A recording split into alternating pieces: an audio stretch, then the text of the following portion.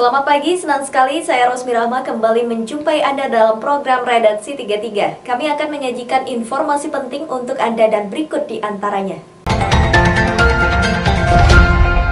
Penumpang kapal laut menuju Parepare, Sulawesi Selatan wajib memiliki dokumen rapid antigen selain tiket, kantor kesyabandara dan otoritas pelabuhan Samarinda maupun pengelolaan kapal. Penumpang wajib menerapkan protokol kesehatan baik di darat maupun di atas kapal. Berikut informasinya. Kasus dokumen rapid antigen palsu yang dibongkar pihak kepolisian di Pelabuhan Samarinda membuat jajaran kantor kesyabandara dan otoritas pelabuhan lebih teliti dalam menerapkan protokol kesehatan di lingkungan Pelabuhan Samarinda, terutama dalam memeriksa tiket dan dokumen kesehatan calon penumpang, bekerja sama dengan stakeholder KSOP bersama KKP, KP3 dan Pelindo. Protokol kesehatan diterapkan sejak dari pelabuhan, selain menyiapkan fasilitas cuci tangan dan wajib masker. Disediakan juga ruang pemeriksaan kesehatan calon penumpang yang belum punya surat sehat rapid antigen.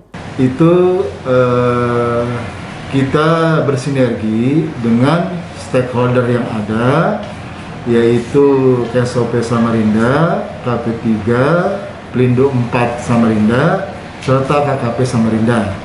Terkait dengan penanganan untuk COVID-19 ini, khususnya untuk perjalanan orang yang melakukan perjalanan ke Parepare.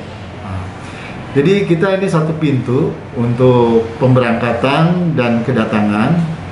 Nah, jadi setiap orang yang melakukan perjalanan itu memiliki tiket dan memiliki rapid test antigen yang sudah direvalidasi.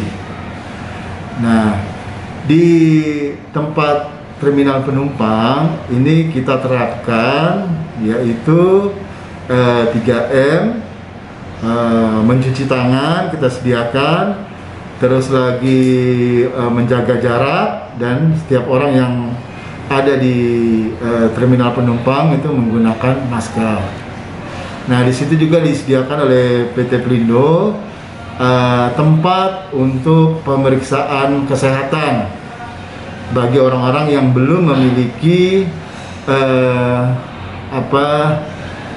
dari laporan pemeriksaan untuk antigen. Antisipasi adanya penumpang menggunakan dokumen antigen palsu dilakukan dengan melakukan pemeriksaan dokumen penumpang secara cermat. Petugas yang memeriksa dokumen rapid test adalah dari KKP Karantina Kesehatan Samarinda. Sementara untuk di atas kapal, nahkoda kapal wajib mengumumkan terus-menerus kepada para penumpang agar menjaga protokol kesehatan. Kalau di atas kapal kami tetap melaksanakan protokol kesehatan, apalagi yang telah dihimbau oleh kantor kesehatan pelabuhan, kantor kesyabandara, dan Pelindo. Kami tetap melaksanakan protokol kesehatan. Walaupun kapal sudah berangkat, sudah melakukan perjalanan, kami tetap melakukan protokol kesehatan. Nah, untuk proses awal naik ke kapal itu harus mempunyai hasil tes antigen. Terus yang telah divalidasi oleh kantor kesehatan pelabuhan. Cuma itu aja, Pak. Tim Kaltim TV, Hardin melaporkan.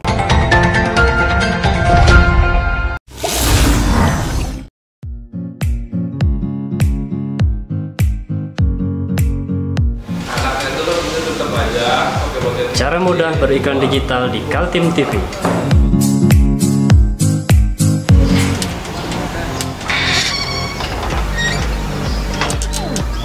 Yang pertama, jadilah sahabat Kaltim TV.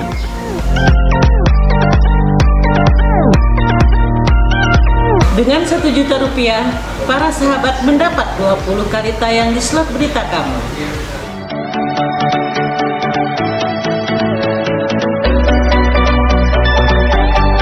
Dengan 20 detik, dapat menjangkau 20.000 penonton.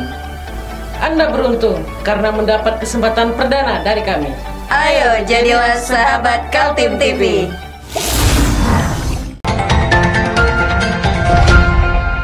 Warga Kutai Kartanegara masih ingat bagaimana perjuangan agar mendapat hak saham Blok Mahakam. Sekarang setelah berhasil mendapatkan pembagian dividen dari PT Pertamina Hulu Mahakam yang mengelola sumur migas Blok Mahakam, dananya malah ditemukan jaksa disalahgunakan. Inilah yang terjadi di Kutai Kartanegara ketika dulu warganya berjuang habis-habisan agar memperoleh saham pengelolaan kawasan migas Blok Mahakam. Buntut-buntutnya setelah berhasil mendapatkan saham malah ada yang berurusan dengan penegak hukum karena dugaan korupsi. Direktur PT Mahakam Gerbang Raja Migas atau MGRM berinisial IR ditetapkan sebagai tersangka kasus korupsi oleh Kejaksaan Tinggi Kaltim. Pria yang dipercaya mengelola badan usaha milik daerah itu ditangkap dan dimasukkan sel untuk mempertanggungjawabkan perbuatannya. Gerbang Raja Migas, Kabupaten Kutai Kartanegara. Dalam penanganan perkara ini, kami telah melakukan penyelidikan, yaitu surat perintah penyelidikan tanggal 8 Januari 2021. Perusahaan yang dikelola tersangka IR PT MGRM adalah sebuah perusahaan perseroan daerah atau Perseroda bergerak di bidang minyak dan gas milik pemerintah daerah Kabupaten Kutai Kartanegara. Tugas perusahaan mengelola dana hasil dividen saham Blok Mahakam dari PT Pertamina Hulu Mahakam dan mengembangkannya. Cerita kasus korupsi dimulai saat Perseroda PT MGRM menerima kucuran dana segar sebesar 70 miliar rupiah. Dana itu bersumber dari pembagian dividen saham Participating Interest Blok Mahakam yang dikelola PT Pertamina Hulu Mahakam. Seperti diketahui, pemerintah Provinsi Kaltim dan pemerintah Kabupaten Kutai Kartanegara mendapatkan hak saham Participating Interest sebesar 10%. Pemprov diwakili PT Migas Mandiri Pratama memiliki 66,5% dan Pemkab Kukar diwakili PT Mahakam Gerbang Raja Migas memiliki 33,5%. Singkat cerita, menurut Asisten Pidana Khusus Kejati Kaltim, dari dana segar 70 miliar sesuai proposal sebanyak 50 miliar untuk membangun 3 tangki timbun di Kecamatan Samboja, Balikpapan, dan Cirebon. Namun yang terjadi, proyek 3 tangki timbun itu tidak ada. Jaksa penyidik menemukan aliran dana ke perusahaan PT Petro TNC International. Pemegang saham perusahaan ini ternyata tersangka IR sendiri 80% dan anaknya 20%. Melakukan pengambilan keterangan terhadap yang terkait semua, diperoleh kesimpulan pada waktu itu, sehingga disimpulkan bahwa kita penyidik telah memperoleh alat bukti yang cukup, sehingga pada tanggal 22 Januari 2021, kurang lebih 14 hari, kami sudah dapat menyimpulkan bahwa terjadi tindak pidana, sehingga kami tingkatkan ke penyidikan tanggal 20. Jaksa menjerat tersangka IR dengan pasal 2 ayat 1 dan pasal 3 Undang-Undang Nomor 31 Tahun 1999 tentang Pemberantasan Tipikor, sebagaimana telah diubah dan ditambah Undang-Undang Nomor 20 Tahun 2001 tentang Pemberantasan Tipikor Junto pasal 55 ayat 1 KUHP. Tim Kaltim TV, Hardin melaporkan.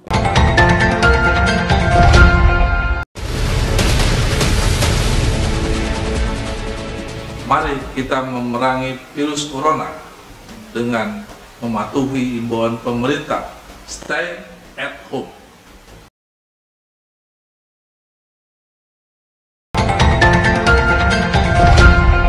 Kita beralih ke informasi selanjutnya. Inilah Kota Tenggarong, Kabupaten Kutai Kartanegara pada malam hari. Warna-warni lampu jembatan dan kawasan sekitar terasa gemerlap membuat tempat ini menjadi tujuan wisata lokal warganya. Lampu-lampu tematik sudah terpasang di jembatan Kutai Kartanegara sepanjang 710 meter. Mengikuti lengkung kabel penyangga beban jembatan dan juga konstruksinya, membuat setiap orang kepincut untuk berfoto selfie di sana. Tidak heran jika kawasan jembatan yang ditata apik itu menjadi sasaran hangout warga Tenggarong. Di saat pandemi COVID-19 yang membuat bosan berada di rumah, tidak ada salahnya melepas kepenatan dengan mengunjungi kawasan Jembatan Kukar asal tetap menjaga protokol kesehatan. Pengunjung yang umumnya penduduk lokal memang harus menjaga protokol kesehatan, apalagi di kabupaten itu termasuk tertinggi kasus aktif se-Kalimantan Timur. Data pada Selasa 16 Februari di Kutai Kartanegara ada 2.805 kasus aktif. Untuk waktunya sampai jam 10 malam, Pak. Itu waktu untuk pengunjung. Dan dilihat pada waktu di tempat ini, kalau memang banyak pengunjungnya, kami batasi waktu 15 menit. Tapi kalau pengunjungnya hanya sedikit, itu kami persilakan lama-lama. Jam batas waktu ini sampai jam 10 malam. Pasti kami dari Satpol di sini berjaga untuk menghimbau protokol kesehatan. Yang pastikan penggunaan masker, itu yang pertama. Yang kedua, menghindari kerumunan dan selalu menjaga jarak. Kabupaten Kutai Kartanegara termasuk daerah yang banyak mengembangkan kawasan wisata lokal. Di desa-desa juga bermunculan destinasi wisata buatan yang dikelola oleh warga desa. Tim Kaltim TV, Hardin melaporkan.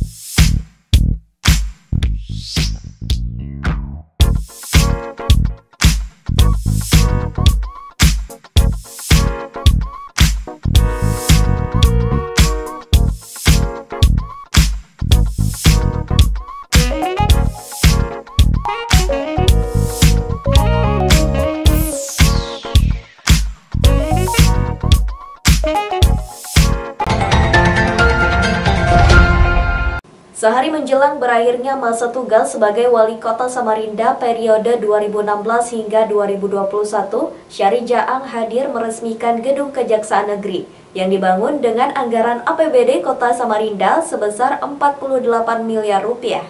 Inilah hari-hari terakhir menjelang berakhirnya masa jabatan Wali Kota Samarinda Syahri Jaang. Secara administrasi, masa jabatan Wali Kota berakhir 17 Februari.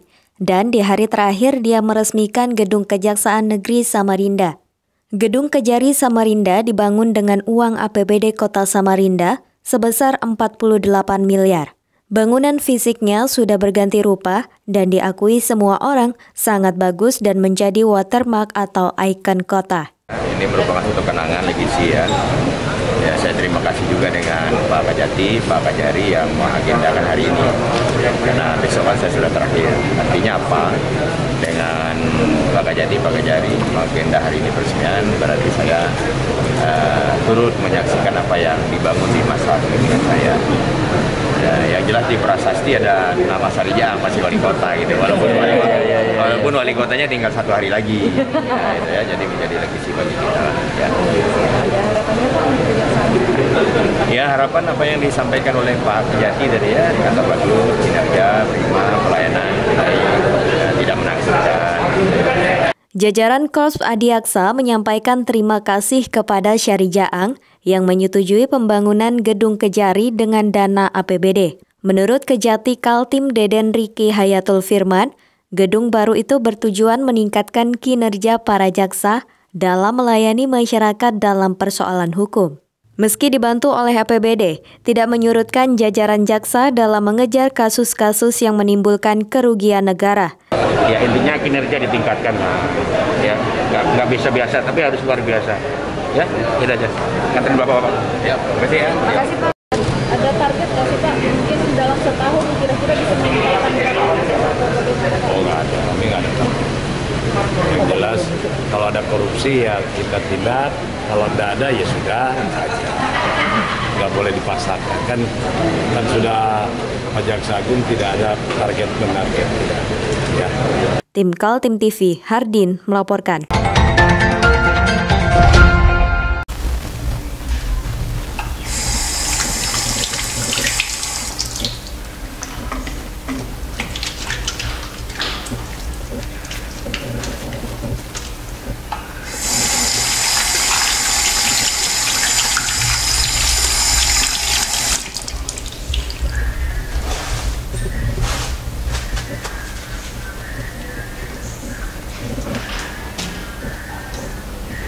Meskipun di rumah saja, kita tetap selalu menjaga kesehatan, cuci tangan, menggunakan hand sanitizer.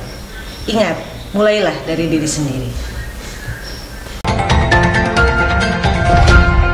Masyarakat dari Kecamatan Tabang, Kabupaten Kutai Kartanegara mendatangi markas kepolisian Kabupaten Kutai Kartanegara di Tenggarong. Mereka datang memberikan dukungan kepada 2 orang tokoh mereka yang dipanggil polisi atas laporan perusahaan tambang. Konflik lahan antara masyarakat dengan perusahaan tambang batubara terjadi di mana-mana. Salah satunya di Kecamatan Tabang, Kabupaten Kutai Kartanegara. 1 Februari 2021 lalu, terjadi aksi warga menuntut perusahaan yang berbuntut dipanggilnya 2 tokoh masyarakat oleh pihak kepolisian. 2 tokoh yang dipanggil polisi adalah Ajang Kedung, Kepala Adat Dayak Kenyah, dan Edi Gunawan. Keduanya kemudian datang ke Mapores Kukar di Jalan Walter Monginsi di Tenggarong, didampingi oleh sejumlah masyarakat dari Kecamatan Tabang. Sebagai warga negara yang baik, kita hadir di sini untuk memberikan keterangan, baik secara lisan maupun tertulis.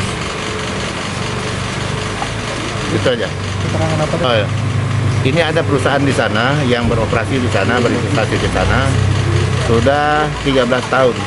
Namun sampai hari ini, sampai saat ini belum ada suatu kesepakatan tertulis yang dapat kami wariskan kepada anak dan cucu kita ke depan. Harapan kami supaya kearifan lokal di sana dihargai, adat istiadatnya dihargai. Perusahaan apa itu? Perusahaan apa itu? PT Bayar Services Tbk, PT Indonesia Pratama, dan subkon-subkonnya. Oh, banyak.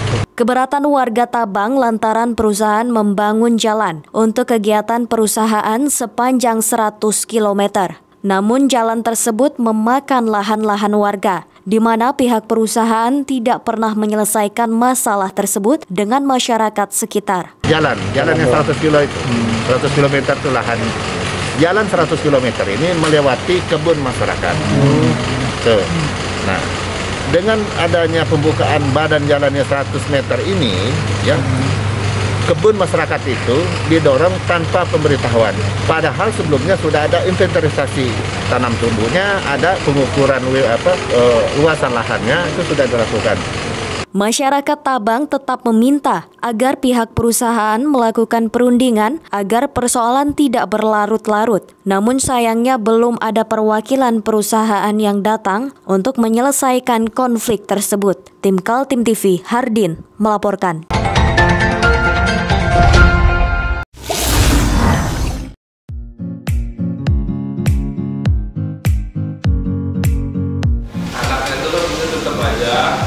Cara mudah beriklan digital di Kaltim TV.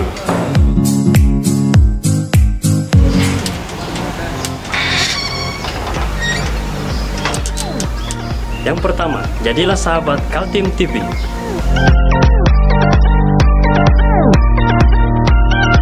Dengan Rp1 juta, para sahabat mendapat 20 kali tayang di slot berita kamu.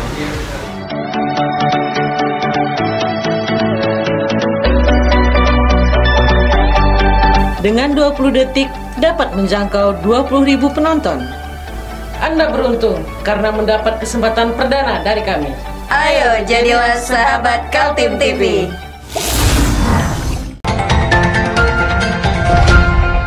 Demikian redaksi 33 edisi kali ini. Informasi lainnya dapat Anda simak melalui situs website kami www.kaltim.tv, channel YouTube dan fanpage Facebook Kaltim TV.